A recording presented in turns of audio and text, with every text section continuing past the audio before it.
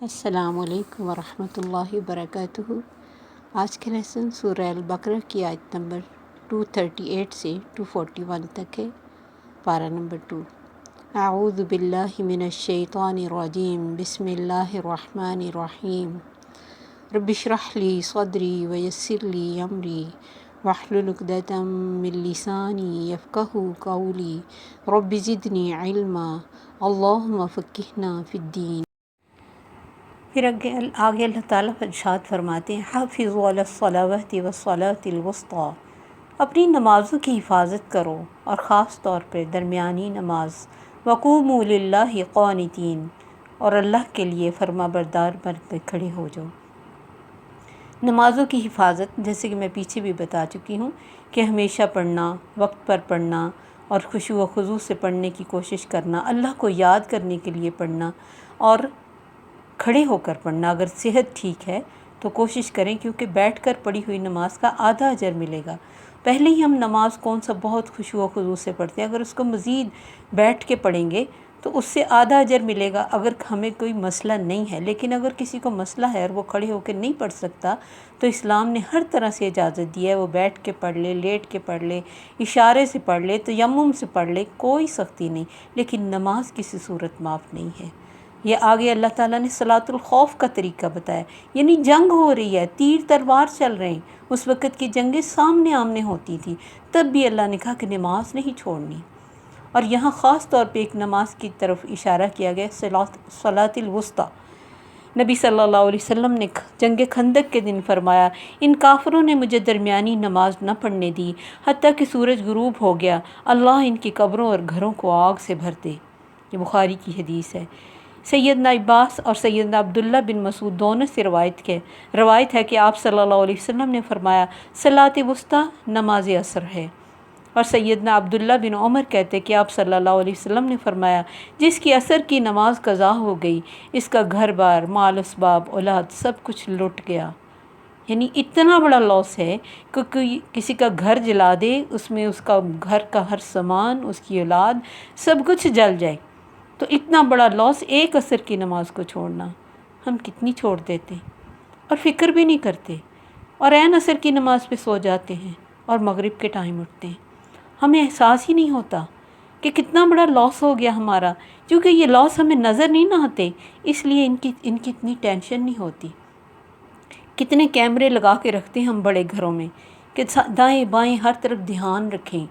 باہر کوئی آیا تو دیکھ کے دروازہ کھولیں، کوئی برا نہ آ جائے اندر، کوئی ہمارے گھر کا لاس نہ ہو جائے۔ یہ ہماری آخرت کا لاس ہو رہا ہے۔ کاش ہم اس کو بھی سمجھ پائیں۔ پھر نبی صلی اللہ علیہ وسلم نے 12 جو سنتیں میں نے الگ بتائی تھی نماز کے کلپ میں، اس کے علاوہ عصر کی سنتوں کے بارے میں یہ حدیث ہے کہ آپ نے فرمایا، اللہ اس پہ رحم کرے جو عصر کی 4 سنتوں کو پڑھے۔ یعنی صلاۃ الوسطیٰ کی حفاظت بھی کرنی اور سنتوں کو بھی اگر پڑھنا ہے تو یہ بھی یعنی اللہ کے آگے بہت اجر کی چیز ہے، کیونکہ نبی صلی اللہ علیہ وسلم نے اس کے لیے دعا کی ہوئی ہے۔ تو اپنی نمازوں کی حفاظت کرنی ہے۔ یہ نہیں ہے کہ نماز چائے نماز پہ پڑھی، نماز مسجد میں پڑھی اور بازار میں جا کے وہی جھوٹ بولا، وہی ساری بے ایمانیاں کی، وہی دھوکہ دیا، وہی لوگوں کے ساتھ برے معاملات کیے۔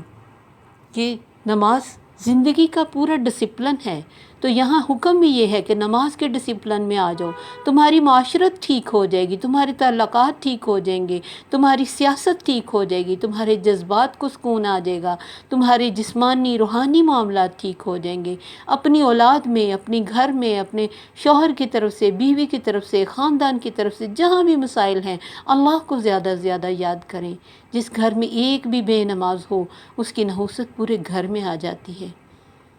صرف نماز ادا کرنا، صرف ریچول ادا کرنا ہی نہ ہو کہ بس اوپر نیچے ہوئے، اللہ کو یاد ہی نہ کراؤ۔ یہ تو منافقت کی نماز، آپ نے فرمایا لا یذکرون اللہ، قرآن میں آتا ہے لا یذکرون اللہ الا قلیلا، اللہ کو بہت کم یاد کرتے ہیں، جو سستی سے نماز کی طرف آتے ہیں۔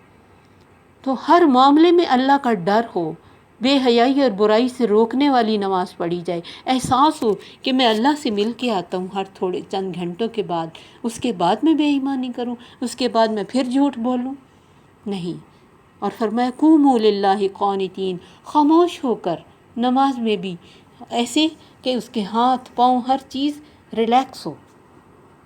مسلم کی روایت ہے کہ نبی صلی اللہ علیہ وسلم یعنی سیدنا زید بن ارقم سے روایت کہ ہم نماز میں باتیں کر لیا کرتے تھے، تب یہ آیت نازل ہوئی۔ یہ بخاری کی حدیث ہے، اور مسلم کی روایت میں اضافہ ہے کہ یہ آیت نازل ہونے کے بعد ہمیں حکم دیا گیا کہ چپ چاپ سکون سے کھڑے ہوں اور باتیں کرنے سے منع کر دیا گیا۔ یعنی پہلے چونکہ اتنی سمجھ نہیں تھی تو صحابہ باتیں کر لیا کرتے تھے۔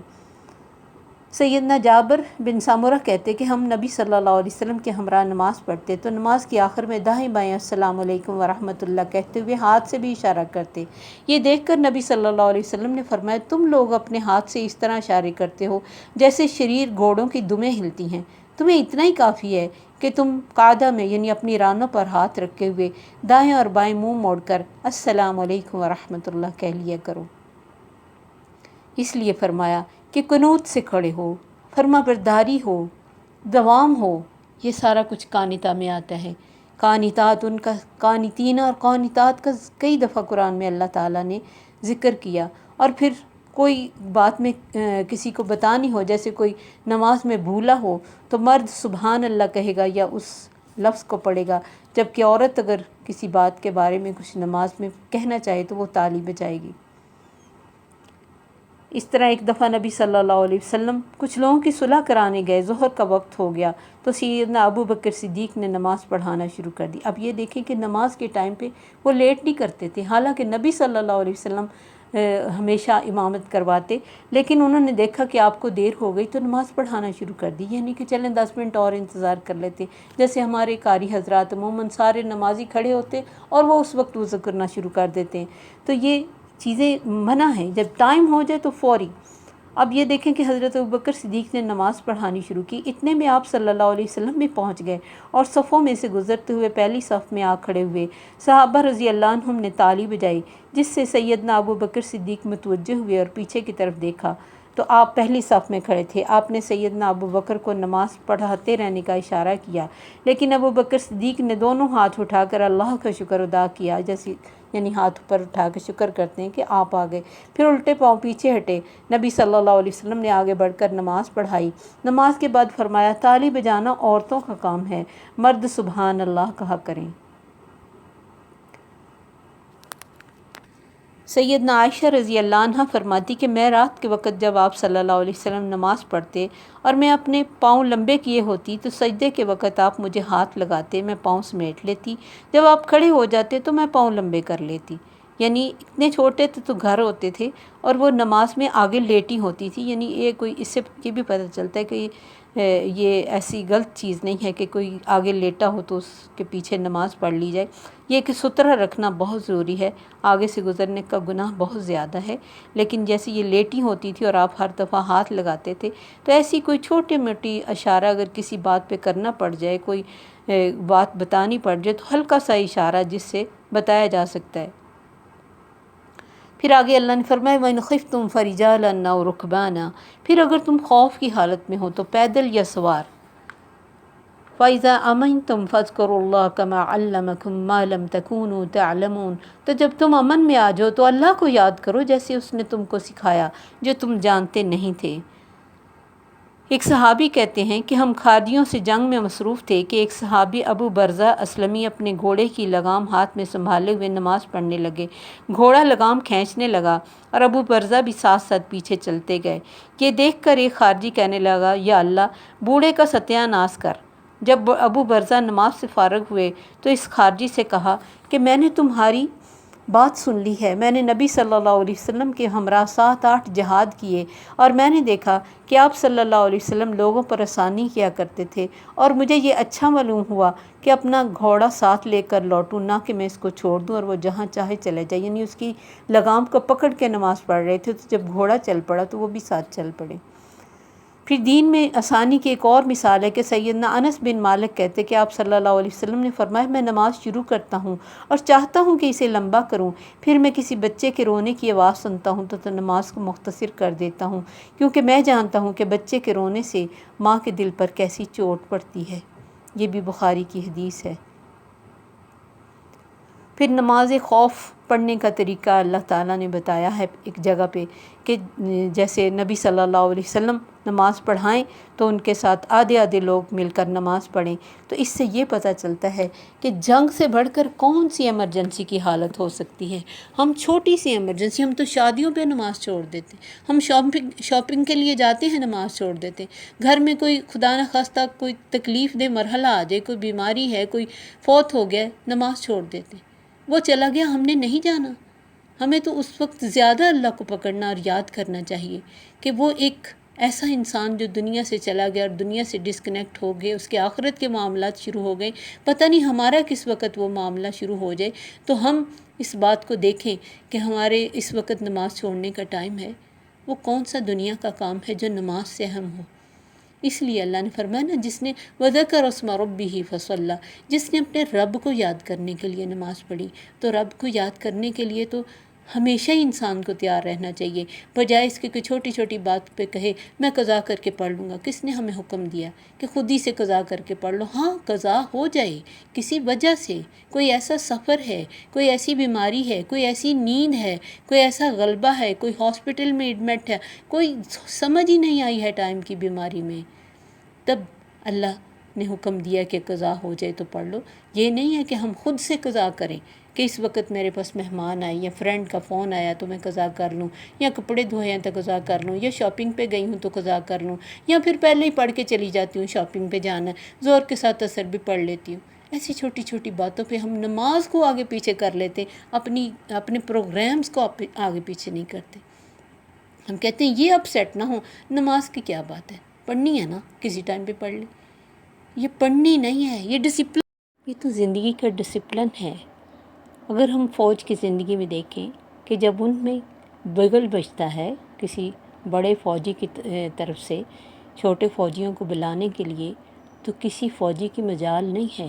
کہ وہ نہ پہنچے، اپنے کسی کام میں بزی رہے یا سویا رہے یا کھا رہا ہو، نہا رہا ہو، کچھ بھی ہو، آواز آنے کی دیر ہے، ہر ایک کو اس جگہ پہ پہنچنا پڑتا ہے، اور جو نہ پہنچے گا اس کا کورٹ مارشل کر دیا جائے گا۔ اگر دنیا کا ایک فوجی سسٹم اتنے ڈسپلن سے چلتا ہے تو اللہ کا ڈسپلن نہیں ہے، جو آوازیں دیتا ہے 5 ٹائم پہ اللہ اکبر، جب یہ آواز آ جائے مالک کی طرف سے، کسی غلام کی کیا مجال کہ وہ کہے میرے پاس ابھی ٹائم نہیں، یا میرا ابھی دل نہیں کر رہا، یا میرے کپڑے صاف نہیں ہیں، یا میں کسی شاپنگ پہ جا رہا ہوں، یا پھر میرے پاس کوئی میں میٹنگ میں بیزی ہوں، یا بہت بڑا گاہک آ کے کھڑا ہے، یا میرا دل نہیں کرتا، ابھی میں ٹھہر کے پڑھ لوں گا، بلا وجہ لیٹ، بلا وجہ۔ کبھی کبھار لیٹ ہونے میں کوئی حرج نہیں، قضا بھی ہو سکتی ہے، لیکن جان بوجھ کر لیٹ کرنا منافق کی نماز ہے۔ آپ نے فرمایا دیکھتا رہتا ہے وہ سورج کو، اور جب تھوڑا سا ٹائم رہتا ہے تو چند ٹھونگے مار لیتا ہے، اللہ کو بہت کم یاد کرتا ہے۔ تو جب اللہ کی طرف سے آواز آ رہی، غلاموں کو مالک کی طرف سے، کسی غلام کی مجال کیا کہ وہ اسی وقت سب کچھ چھوڑ نہ دے۔ جتنا ہم اس کو غیر امپورٹنس رکھتے ہیں، ایسی ہی ہماری زندگیاں ہیں بکھری ہوئی۔ کیا انتظام ہے ہماری زندگی میں؟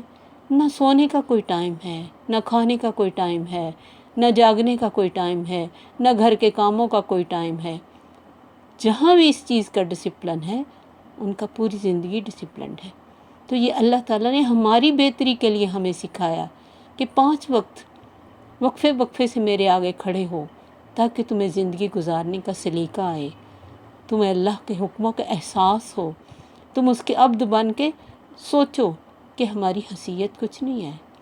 یہ ہمارے مالک کی طرف سے محبت ہے کہ وہ بار بار ہم سے بات کرتا ہے اس نماز کے ذریعے۔ تو نہ صرف ہمیں اس کا شکر کرنا چاہیے کہ ہمیں اللہ سے ملاقات کا ٹائم ملا، بلکہ ہم کیا سمجھتے ہیں کہ ہم گئے ہی نہیں مسجد میں، ہم نے پڑھی نہیں، کچھ بھی نہیں ہوا۔ دیکھنے میں تو کچھ بھی نہیں ہوتا۔ اگر یہ سب کچھ ہمیں نظر آنے لگ جائے تب بھی ہم شاید نہ سمجھ پائیں۔ یہ تبھی سمجھ پائیں گے جب اللہ کے پاس جائیں گے اور ہمیں پتہ چلے گا کہ نماز کتنی بڑی چیز تھی، کتنی اس کی اہمیت تھی اللہ کی نظر میں۔ فرمایا فَإِذَا أَمِنْتُمْ فَاذْكُرُوا اللَّهَ كَمَا عَلَّمَكُمْ، تو جب تم امن میں آ جاؤ، خوف کی حالت ختم ہو جائے، پھر وہ جو سواری پہ پڑھنے کی اور پیدل چلتے ہوئے پڑھنے کی آسانی تھی، اس کے بجائے جیسے تمہیں اللہ نے سکھایا ہے امن کی حالت میں، پھر اسی طرح نماز پڑھو۔ اور تمہیں اللہ نے وہ کچھ سکھایا جو تم جانتے نہیں تھے، تمہیں تو زندگی گزارنے کا سلیقہ نہیں تھا، اللہ نے تمہیں اس سلیقے کے ساتھ اور اچھے طریقے کے ساتھ اور جو دین کی آسانیاں دے دے کر اور ہر حالت میں اپنی عبادت کو کس طرح کرنا، یہ سب کچھ بتانے کے ساتھ تمہیں جینا سکھایا ہے۔ اس کے بعد ارشاد ہے وَالَّذِينَ يَتَوَفَّوْنَ مِنْكُمْ وَيَذَرُونَ أَزْوَاجًا، وہ لوگ جو تم میں سے فوت کر لیے جائیں اور اپنی بیویاں چھوڑ جائیں، وَصِيَّةً لِأَزْوَاجِهِمْ مَتَاعًا إِلَى الْحَوْلِ، وصیت کر جائیں اپنی بیویوں کے لیے کہ وہ فائدہ اٹھائیں، ایک یا فائدہ دیا جائے ان کو 1 سال تک، غیر اخراج، نہ نکالا جائے گھر سے، نہ گھر سے نکلیں۔ فَإِنْ خَرَجْنَا، پھر اگر وہ نکلیں، فَلَا جُنَاحَ عَلَيْكُمْ، تو نہیں کوئی گناہ تم پر، فِي مَا فَعَلْنَ فِي أَنفُسِهِنَّ مِن مَّعْرُوف، اس بارے میں جو بھی وہ کریں اپنے لیے معروف طریقے سے، اللہ زبردست حکمت والا ہے۔ یا یہ جو عرصہ ہے 1 سال کا عدت کا، یہ حکم ابتدائی اسلام میں تھا کہ مرتے وقت مرد اپنی بیوی کے متعلق ورثاء کو ایسی وصیت کر جائیں۔ بعد میں جب بیوہ کی عدت 4 ماہ 10 دن مقرر ہو گئی تو یہ آیت اور دوسری آیت جو میراث کی تھی اس سے اس کا وراثت کا حق بھی مقرر ہو گیا، تو یہ آیت منسوخ ہو گئی۔ اب بیوہ کے لیے تو یہ حکم ہے کہ وہ بس عدت کے ایام پورے کرے، شوہر کے گھر میں وہ دن گزارے اگر آسانی سے گزار سکے، اور اگر کوئی مسئلہ ہو تو وہ کہیں شفٹ بھی ہو سکتی ہے، اس کے بعد وہ آزاد ہے، اور اس دوران نان نفقہ بھی وارثوں کے ذمہ ترکہ ہی سے ہوگا، اور سال بھر کے خرچے کا مسئلہ جو تھا میراث ملنے سے وہ بھی حل ہو گیا، یعنی یہ حکم اب منسوخ ہو گیا۔ لیکن اس میں بھی ہم دیکھیں اگر 1 سال ہی عدت رہتی تو کتنی تکلیف دہ بات تھی کہ عورت کو پہلے وہ جہالت میں 1 سال کے لیے بند کر چھوڑتے تھے، تو مسلمان عورت بھی اگر 1 سال عدت کرتی تو اس کے لیے، اس کے بچوں کے لیے کتنے مسائل کھڑے ہو سکتے تھے، لیکن اللہ نے وقت کے ساتھ ہمارے لیے آسانیاں کر دی، اور 4 ماہ 10 دن بھی کافی لمبے لگتے ہیں جب انسان کسی ٹینشن میں ہو اور گھر سے بھی نہ نکلنا ہو اور زیادہ مطلب کہیں جانا آنا نہ ہو، تو اس وقت یہ ٹائم بھی کافی لگتا ہے۔ لیکن اس وقت جب سال تھی تب بھی اللہ نے گھروں سے نہ نکلنے کا حکم دیا تھا، اور ساتھ یہ کہہ دیا تھا کہ اگر وہ نکلیں اپنے کسی کام کے لیے تم پر کوئی گناہ نہیں۔ یہاں جو 4 ماہ کی 10 دن کی مدت ہے اس میں بھی کہا کہ جو چاہیں اپنے لیے کریں معروف طریقے سے، تمہیں کوئی گناہ نہیں ہے، کیونکہ یہ اپنی ذمہ داری بنا کے بیٹھ جاتے ہیں نا خواتین کو کہ ہمیں گناہ ہوگا تم نکلی، ہمیں، اور کس طرح اگر کوئی اکیلی رہنا چاہے تو اس کو بڑی باتیں کی جاتی ہیں کہ یہ کون سا دین ہے، اس کو کہاں سے حکم ملا اکیلی رہے، اکیلی عورت رہ ہی نہیں سکتی اس دور میں۔ جس نے اکیلا کیا وہ حفاظت کرتا ہے۔ اگر ہم کسی کا ساتھ نہیں دے سکتے تو کم از کم اس کے کیے ہوئے فیصلوں کو کے درمیان ٹانگ تو نہ اڑائیں۔ تو اللہ زبردست حکمت والا ہے، وہ بہت حکمتوں سے سارے کام کرتا ہے۔ انسان یہ سمجھتا ہے کہ جو ہمیں سمجھ ہے وہی صحیح ہے اور ہم اپنے مطابق سارے کام کریں۔ بعض دفعہ لوگ کہتے ہیں کہ دوسری شادی کے بعد بڑے پرابلم آ جائیں گے، اور شادی جب اکیلی عورت رہتی کیا اس کو پرابلم نہیں آتے؟ کتنے پرابلم اس کی زندگی میں ہوتے، بہت بے شمار تو وہ خود سہتی ہے۔ ہر اگر اپنا مسئلہ وہ دوسرے کو بتانا شروع کر دے تو لوگ تنگ آ جائیں۔ ہر انسان کے کتنے مسائل، جب خاص طور پہ وہ بچوں والی ہو تو جو بھی وہ اپنے لیے کرے اس کے لیے آسانی کرنی چاہیے، کیونکہ اللہ بڑی حکمتوں والا ہے، وہ کسی کو اکیلا نہیں چھوڑتا۔ وَلِلْمُطَلَّقَاتِ مَتَاعٌ بِالْمَعْرُوفِ حَقًّا عَلَى الْمُتَّقِينَ۔ اب طلاق والی عورتوں کے لیے دوبارہ اللہ تعالیٰ نے فرمایا کہ وہ پیچھے جو 2 صورتیں تھیں کہ رخصتی سے پہلے طلاق ہو اور مہر مقرر ہوا ہے یا نہیں ہوا تب بھی اسے کچھ دینا، یہاں اب ہر عورت جس کو طلاق مل رہی ہے اس کو اللہ نے کہا کہ اسے کچھ دے کے رخصت کرو، متعلقہ کو خالی ہاتھ گھر سے باہر نہ نکالیں۔ یعنی یہ حق ہے متقین پر کہ وہ جس کے ساتھ ٹائم سپینڈ کیا، جس کے ساتھ اچھا وقت گزرا ہے، اب اگر اس کے ساتھ رہنا مشکل ہو رہا ہے یا وہ آپ کے ساتھ رہنا نہیں چاہ رہی اور آپ کو اس کو سیٹل کرنا مشکل ہو رہا ہے، تو اسے یہ نہ ہو کہ خالی ہاتھ رخ سے، جیسے پیچھے ہم نے پڑھا کہ اس خزانہ بھی اسے دیا تو کچھ واپس نہیں لینا۔ تو کہیں اللہ نے کہا حقاً علی المحسنین، کہیں کہا حقاً علی المتقین، یعنی یہ حق ہے تمہارا، یہ کوئی عورت کی طرف سے زیادتی نہیں ہے کہ اس کو دینا مشکل لگ رہا ہے تمہیں، کیونکہ مرد بہت سارے عموماً مرد جو ہے ان کو عورت کو دیتے وقت دل کو بڑی تنگی ہوتی کہ اسے کیوں دینا پڑ رہا ہے، کیونکہ ان کو تو عادت ہوتی کہ بس لے لیں جو بھی ہے، مہر بھی یہ معاف کر دے، اس کے میکے سے بھی کچھ آتا ہے تو آتا جائے، حالانکہ دین ہمیں دینے والا بناتا ہے۔ تو جب بھی کوئی ایسا موقع کسی کی زندگی میں آئے تو اللہ تعالیٰ نے کہا اسے دے کے رخصت کرو، اسے خالی ہاتھ نہ رخصت کرو، یہ اس کی بے عزتی ہے، اس کو عزت دی ہے اللہ نے ہر معاملے میں۔ تو ہمیں اللہ کی ان نعمتوں کا بہت شکر کرنا چاہیے کہ اس نے ہمارے دلوں کا بھی دھیان رکھا، ہمارے حقوق کا بھی دھیان کیا، اور ہماری ہر حالت کو یعنی سمجھتے ہوئے اس کے مطابق فیصلہ کیا۔ السلام علیکم ورحمۃ اللہ وبرکاتہ۔ سبحانک اللہم وبحمدک، اشہد ان لا الہ الا انت، استغفرک واتوب الیک۔